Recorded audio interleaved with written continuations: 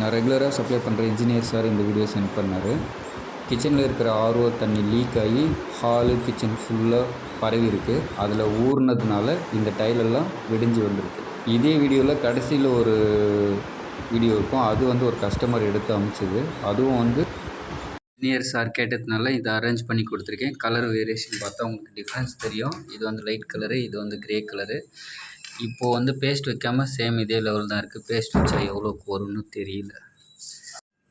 இது செராமிக் டைலுங்கிறதுனால தண்ணி நார்மலாகவே உரியும். அதனால் நடக்கும்போது என்னாச்சுன்னா அந்த வீக்கான டைல் எல்லாமே உடஞ்சிருச்சு. வேறு டைல் இந்த இடத்துல லே பண்ணியிருக்காங்க.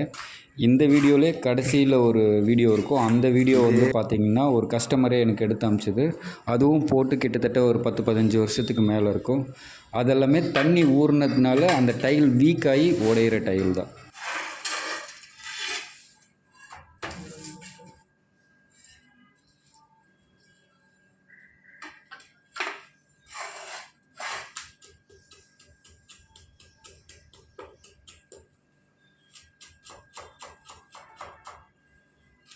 அந்த சைடு கார்னர்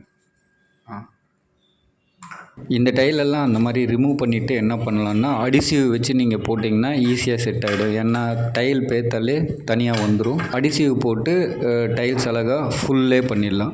டைல்ஸ்க்கான காஸ்ட்டு அதாவது ரூம் வைஸ் மாறும். 6 பாக்ஸ் 100 ஸ்கொயர் ஃபீட்னா 6லேருந்து 7 பாக்ஸ் வரும். அது ஓட்டுறதுக்கான காஸ்ட்டு எப்படி இருந்தாலும் இதை ஓட்டுறதுக்கு ஒரு லேபர் வைப்பீங்க. அதுக்கு பேசாமல் நீங்கள் எடுத்துகிட்டு வேறு டைல் போட்டால் இன்னும் நல்லா லைஃப் வரும்.